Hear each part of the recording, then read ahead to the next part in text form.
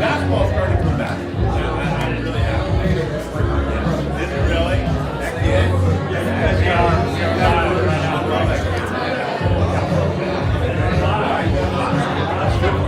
I'm thinking my seat over here.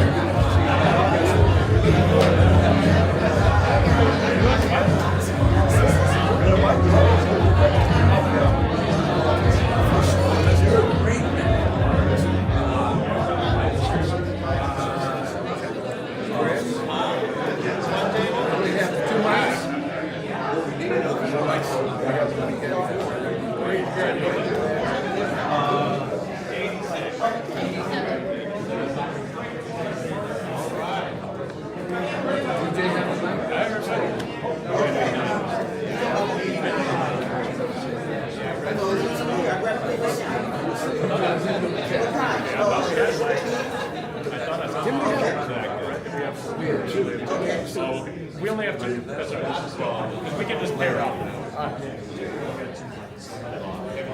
This is not.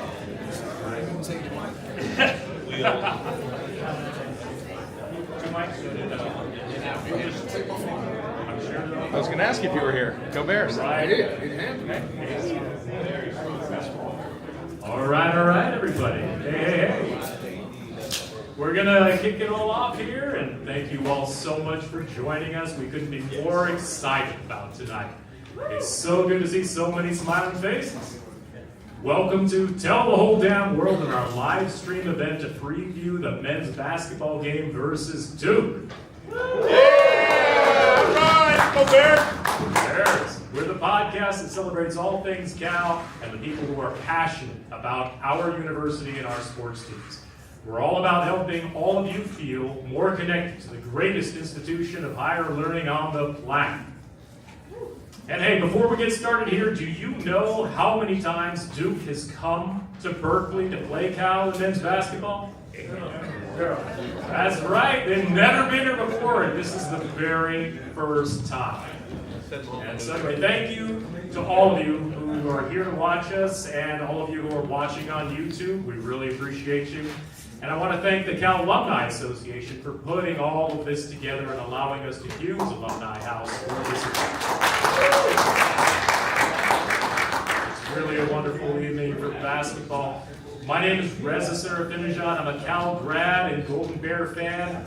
And despite never having any experience hosting a show or doing anything with podcasts, I set all of this in motion more than a year ago now.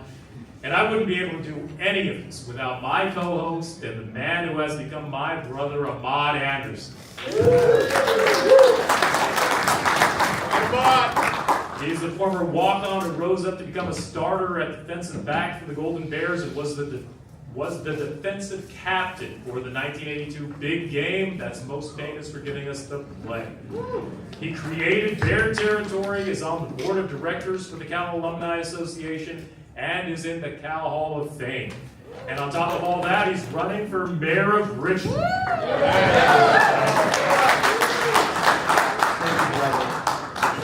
And we're very happy and excited to have our basketball analyst, former Golden Bear basketball player, and coach Jon Wheeler with us tonight. Jon was on the team with Kevin Johnson when we broke the streak and beat UCLA at Old Harmon Gym in the mid-'80s and was a basketball coach for 14 years. All right, Jon. You didn't have to say the year, but thank you. And our very special guest with us this evening is none other than Cal's all-time leading scorer and the man who led the Golden Bears to our first conference championship in 50 years. Legendary point guard Jerome Randle. Yeah!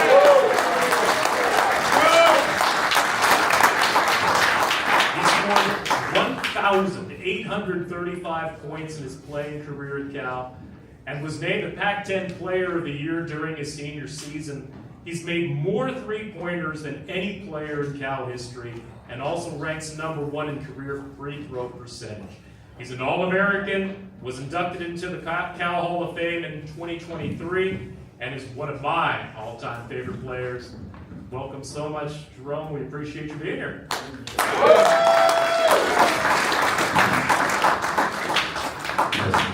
Well, first of all, as a member of the Alumni Association on the board of directors, I want to say to all of you Cal Bears and those who are visiting guests, welcome home to your home away from home. Go Bears. This is very exciting. Glad to see you in the house. Looking forward to an exciting show. I'm going to start off talking about what it means to be back home, but what does it really feel like to be back on campus, my man? It's always a pleasure to come back here. I was just a little kid from the south side of Chicago, never really been away from Chicago. And so, I struggled a bit my first year, coming here at Cal. But I met so many amazing people, that really embraced me, loved me, cooked for me whenever they could, things are different now, So this is definitely my second home. Anytime I come here, I feel at peace. For whatever reason, it's just the love. When I see the gold and blue, it's just something that it does something for me. I traveled for 14 years overseas, and I always see someone with a Cal hat on or a Cal hoodie. You know what I mean? And I'm just screaming out, "Go Bears!" Go Bears! You know what I mean? Even driving, I see a Cal stick on the back of somebody's car. You know what I mean? So I try to peek in and see if I know where it is. But, at the end of the day, man, it's always good to just see you guys. I know a lot of people supported this little 5'9" guy. I just wanted to play with heart and toughness, and I appreciate all the love that you gave me throughout the years. All right. Go Bears. So, before I get to a specific question about tonight's game or this year's team in particular, how many countries have you been to? Because you talked about growing up a kid in Chicago, and the game's taking you to some places, and it is the international call when you are out of the country. I've had that experience too, way back. Someone used it here. I don't even know if your parents were born then, but anyway, of Go Bears. How many countries? Have you counted them? Yes. I played in 18 countries. Amazing. Yeah. Isn't that awesome? I'm sorry. Do you have a favorite? Or one that you go, you know what? That was all right. It was maybe second or third to Berkeley. It was Australia. Australia was amazing. I was there for 5 years. I've done a lot of great things there in Australia, so I would say that would have to be the top one. Okay, Australia, awesome. All right, so let's transition a little bit to tonight, this year's team. Have you had a chance to really look at the team? Look, the point guard is the most important position in sports, maybe next to quarterback, but it's the same thing. It's a quarterback on the team. On the floor. Got a big extension to your coaching staff. You're going to be successful. Obviously, I think the numbers, and you just hear him speak the knowledge and the love of the game. So, have you had a chance to look at the team? What would you like to see them do more of, less of? And have you had a chance to compare to last year? I would just like for them to weather the storm. Just understand that you're going to have your ups and downs. Right now they're on a stretch. And it's easy to, have so much excitement when you're winning, but make sure you have that same type of excitement when you're losing, because it's easy to get out of the funk when you're losing basketball games when everybody sticks together. But it's so easy for everybody to just be clapping hands when you're winning, but, it shows character, it shows heart, when things are not going well. It's easy for you guys to come together and get out of that funk if you are losing games, because it happens. We all know how it is. I mean, when we were here, first 2 years, it wasn't as great. You know what I mean? But guys stuck around me, Patrick, Theo, and, we figured things out. But you have a Chicago kid on the court, and you know what time it is now. That's right. That's what I'm saying. So, happy to see, David doing this thing right now. Yeah, follow up on that. Dave. Well, look, talk about Chicago. I'm going to say to you, my family's from 3525 South Cottage Grove, right down from Chicago State on the south side. Okay. So I know when it gets chilly, it really gets cold in Chicago. For sure. But that's Bear territory too. That's the kind of weather we love. But look, man, growing up in Chicago, is it safe to assume that you were a Chicago Bulls fan, or is there another story behind that? No story. I mean, Chicago Bulls. Michael Jordan all day and Derrick Rose. Right on. Right on. Yeah. And I think you just mentioned it a little bit, that you know Day-Day Haynes pretty well, right? So can you tell us a little bit about how you two got to know each other and your relationship? I met Day when he was maybe 9 years old. I've been knowing Day for a long time. He come up in the basketball family in Chicago, just being around all the tough coaches and the same mentors that me and my brother had. So we knew that something special was coming. I think Day needed to be in a situation where they appreciate what he brings to the table. The last time I was here, Day was here, and I had no idea he was playing on Virginia. And when I saw the game, I could see the frustration. And my brother, we talked to him in the hallway, and he was frustrated. You know, and once I found out that the opportunity presented itself for him to possibly come here, Cal, and I was like, you have to do it. Cal is on the up and up. They need someone to bring some type of spark. You know what I mean? And a couple days later, you know, he's here at Cal. And the fact that Mark Maxson is allowing him to just be free and do what he needs to do, it shows the toughness and who he really is as a basketball player. And now he's able to carry them on that back, win, lose, or draw. He's a tough kid, and he brings that same type of love and toughness and energy that I brought when I was here. That's amazing. I mean, I got to say, you know, when you're thinking about players coming out of Chicago, that toughness quality just really shines through, that's for sure. And just didn't know that we had you to thank for getting Day-Day to come to Cal, because he's just a sensational player. Yes, Day-Day is our leading scorer for the Golden Bears this season, averaging just under 18 points per game. We're going to talk about Duke in just a minute here, but I just got to ask one last question, just because we are playing Duke. And, you know, the time when we had Jason Kidd, Lamont Murray, and we beat Duke at the Rosemont Horizon. Now, you must have been pretty young, but do you have a memory of that when Cal beat Duke back then? No. You just told on yourself, Reza. No memory of that, for sure. No worries, Mike. Yeah, as I was alluding to, you know, Cal this season is 13-4 overall. We're 1-3 in the ACC, but we are 12-1 at home. And we got 4 guys who are averaging in double figures. We're shooting just over 33% from three-point land. We're also doing a pretty good job of not turning the ball over, averaging 9.2 turnovers per game. And we rank number 3 in the nation in free throw shooting at just under 80% free throws, which, of course, this guy was really good at doing.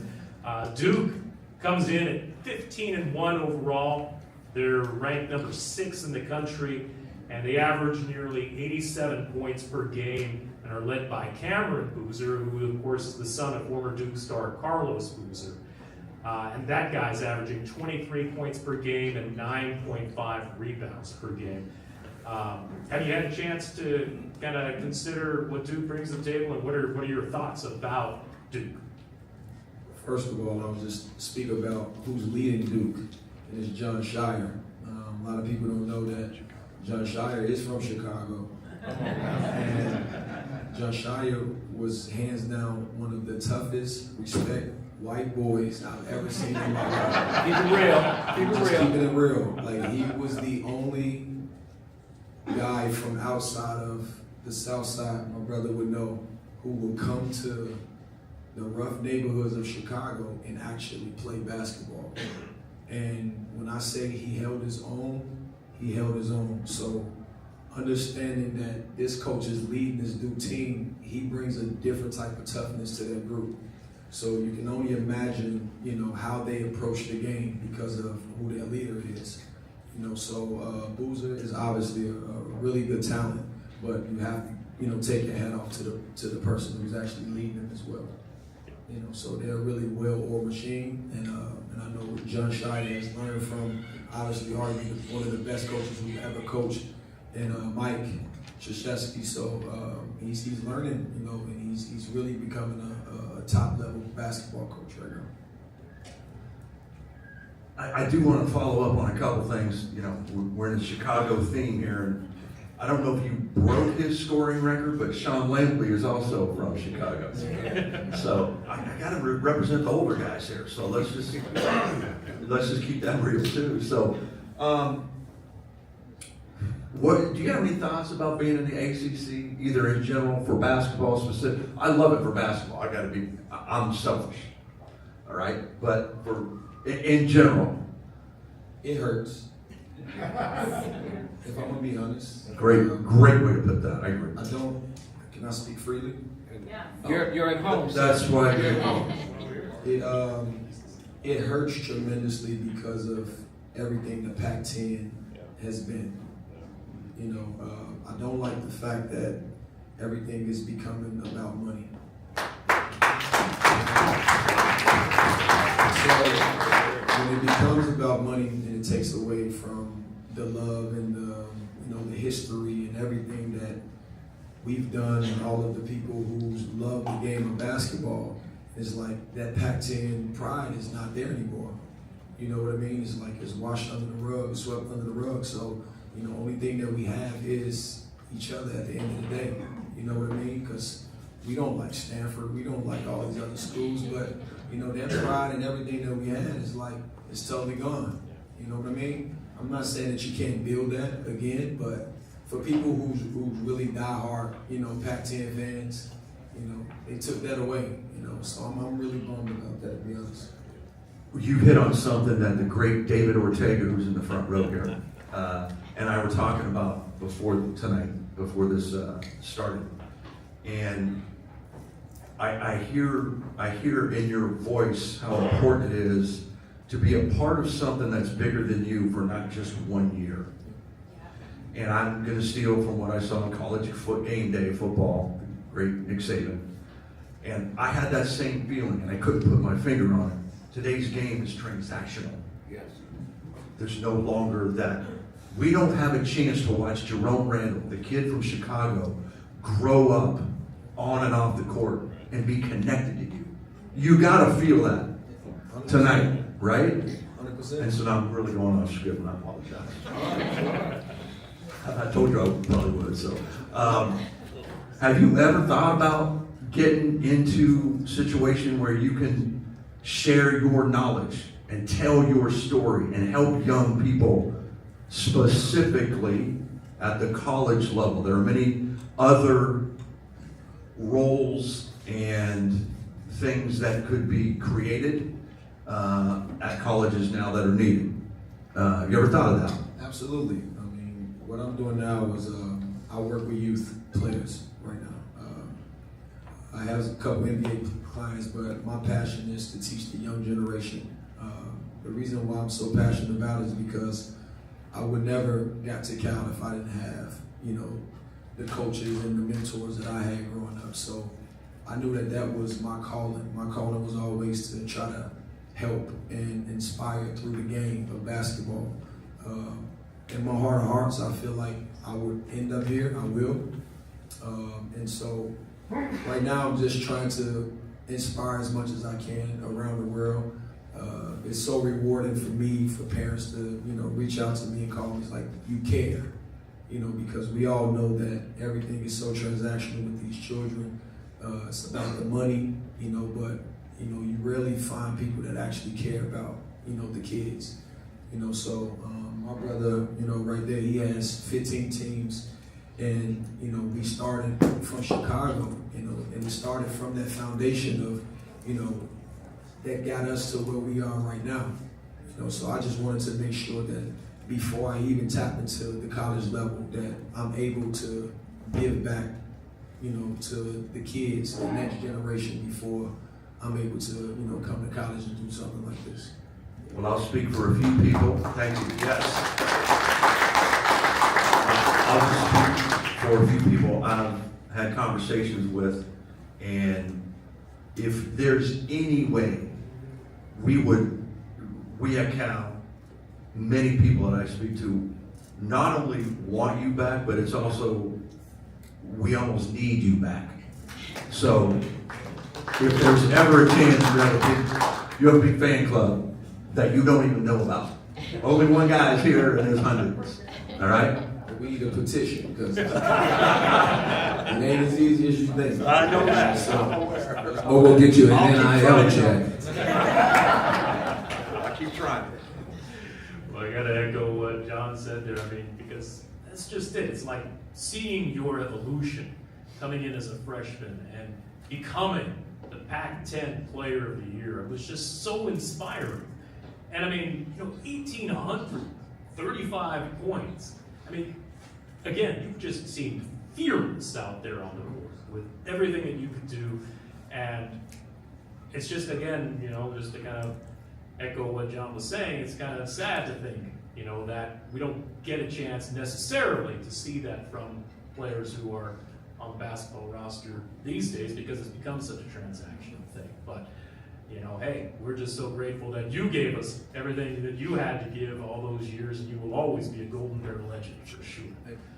I gotta ask this question just because it's on everybody's mind, of course, and we're 13-4, but what do you feel about our chances of making the NCAA tournament this year? to be honest, it's a long shot. It is. Because the level, we talked about money. I mean, the more you pay, the better players you get, but I still believe that these guys have an opportunity to make it to the NCAA tournament. It's one thing about winning games, and it gives you a different type of mentality.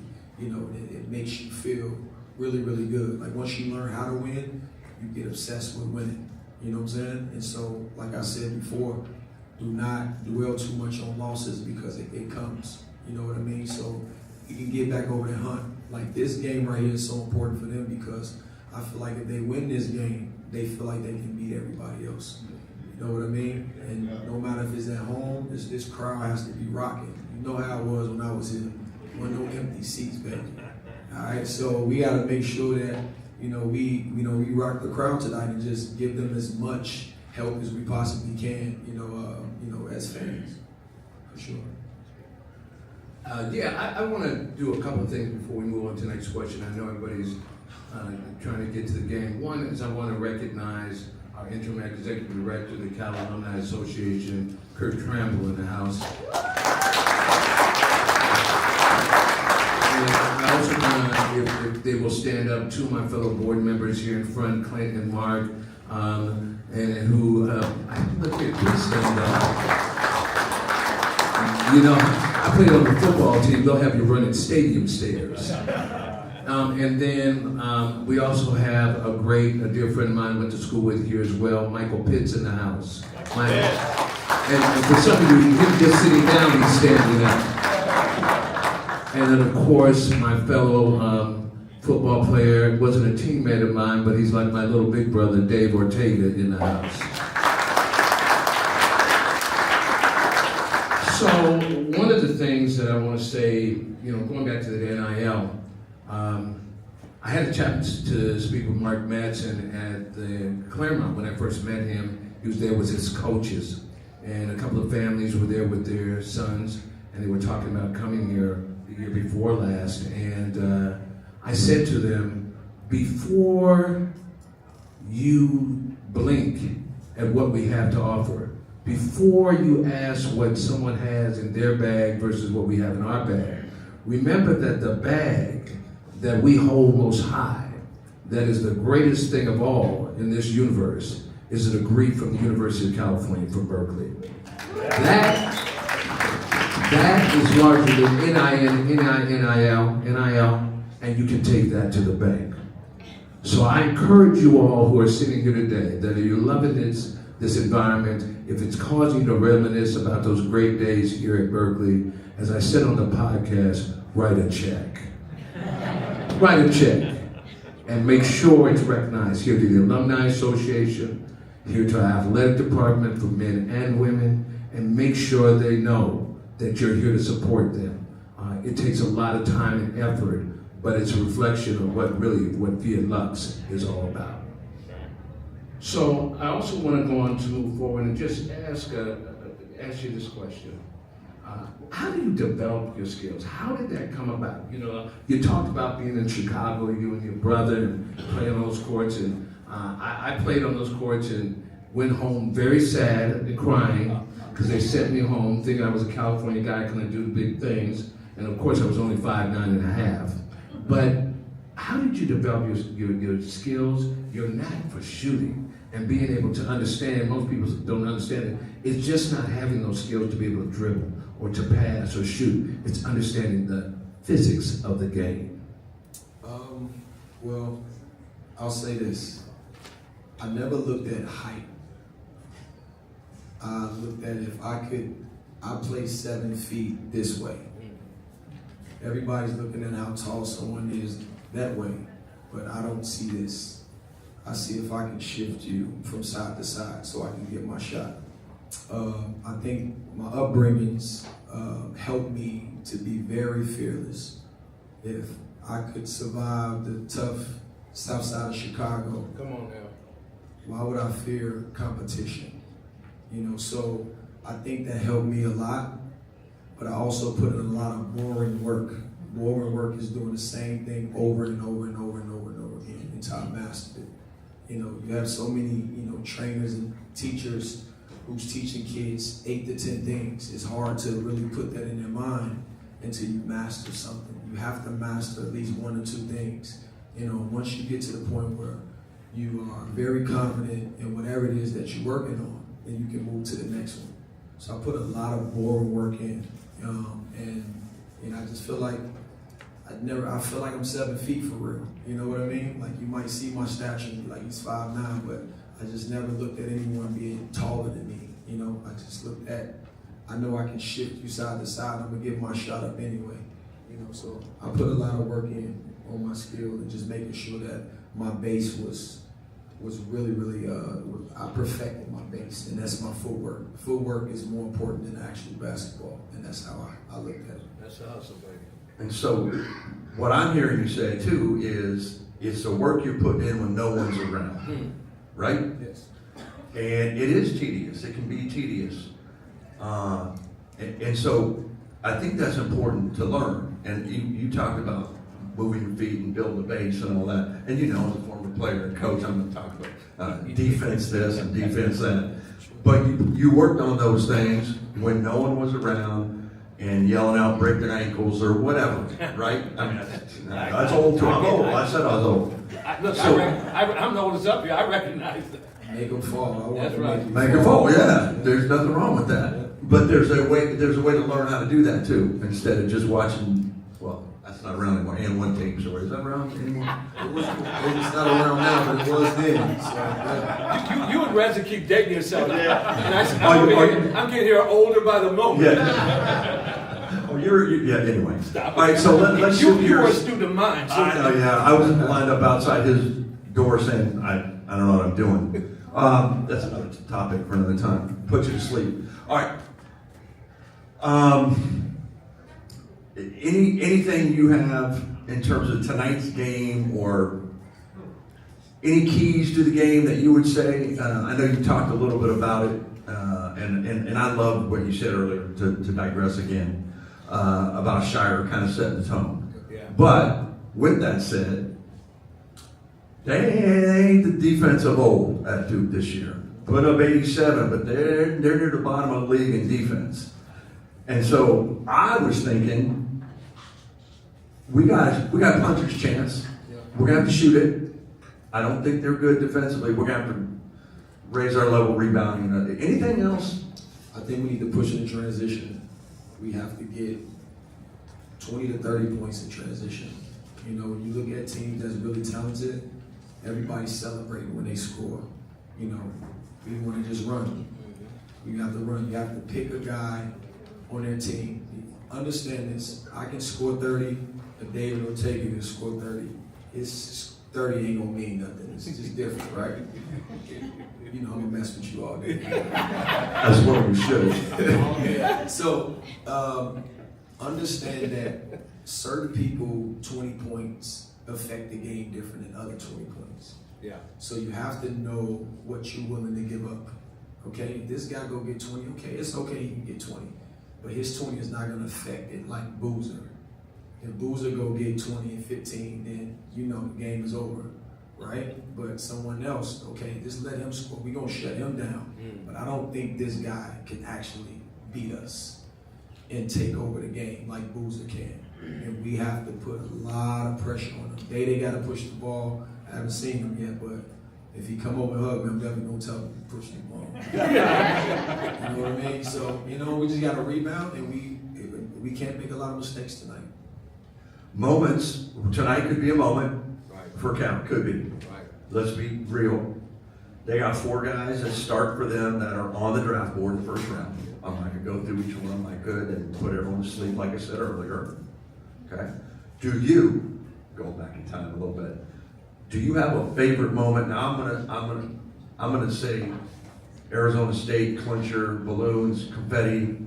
Not that I remember every bit of that night. I'm not assuming that that's the top moment, but I'm going to take that off the board. Is there anything, a moment where maybe the light went on? Because what you're trying to teach young people leads to opportunities to have moments like possibly tonight or the Arizona State clincher. Is there another moment where the light bulb went on your junior, senior year where you go, hey man, I got this. We're pretty good. I put a lot of heat on you, didn't I? No heat at all. Good. It was my junior year. I remember me, Jamal, and Patrick would come in the gym at 5:30 a.m. every morning. No one knew. And I started to shoot these long-range jump shots. And I would work on them every day. And I remember the game we was playing against DePaul here. And I shot a deep three. And you see Coach, Coach was like, and it went in. But for me, I was very confident in that shot. And I made him be confident in that shot. You know, because I put the work in. You know, you can't expect people to give you freedom, you know, and give you the green light if you haven't proven to them that you're willing, you know, to have that green light. That's You right. get what I'm saying? So that game for me actually changed my game because it made it difficult for people to guard me, because once I passed half court, I knew that that was like a free throw for me, because every morning I was in the gym working on that same shot. You know what I mean? So, and you know, I feel like I was the Steph Curry before Steph Curry in the Bay Area.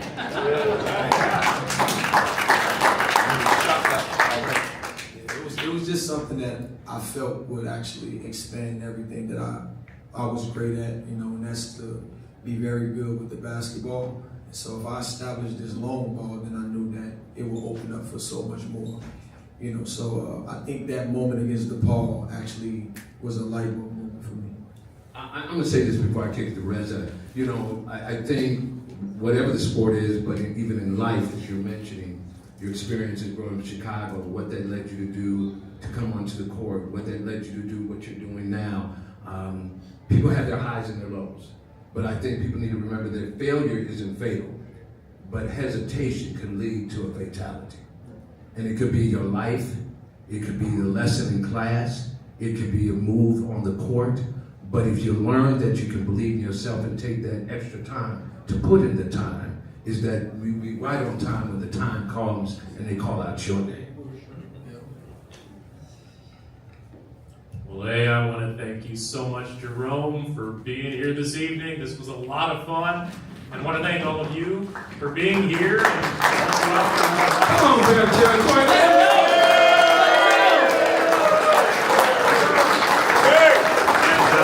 And we're going to be here again on Saturday to do another pregame live stream when we play against North Carolina. And we're going to have former Cal head coach Ben Braun on the show with us as our featured guest for that one. But hey, let's not waste any more time here. Let's get out of here, go to Haas, and beat Duke, all right? Go Bears! If you can hear my voice, say go Bears! If you can hear my voice, say go Bears! Go Bears!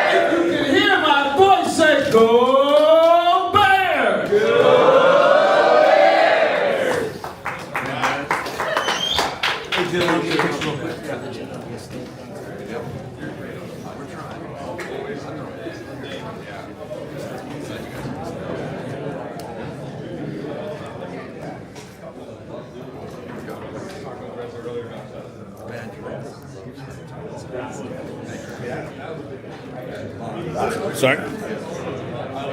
Okay, 1, 2, 3. One more. 1, 2, 3.